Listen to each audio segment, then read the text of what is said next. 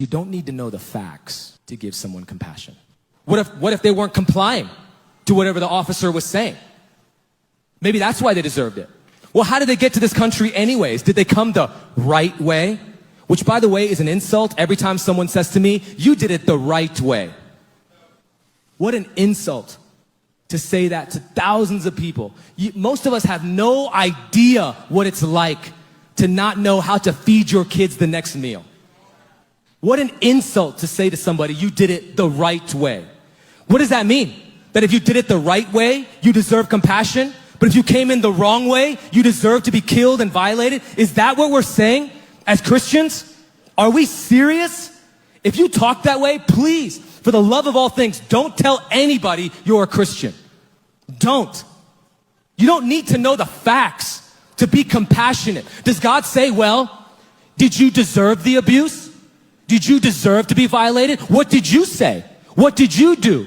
When Jesus died on the cross, does he say, well, I don't really know what you did. Maybe if you hadn't done that before. Is that what he says? And we act like that?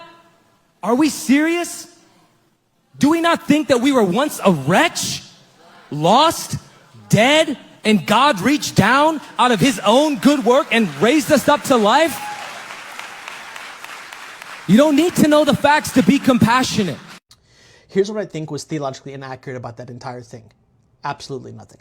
I think about Romans 5:8 that says, but God demonstrates his love for us in that while we were still sinners, Christ died for us. Well, what is this demonstration of love other than an expression, a tangible evidence of the compassion of God upon humanity? I think it's a false dichotomy to suggest that you can have compassion, but then that means you can't have boundaries. Listen, you can have compassion and boundaries, and those things can live and coexist together. We live in a society and in an age that wants to promote hostility against each other, especially in the family of God amongst Christians. I think it's really important when we're responding and when we're looking at these types of videos and what they're saying to take the words in their actual context. Go back and watch the entire sermon. Never does Nirup suggest that we have to have a type of compassion that condones evil or that promotes evil. You can absolutely believe in safety and security and having boundaries, and also have an ethic of compassion and mercy, and have those things live in tension with each other.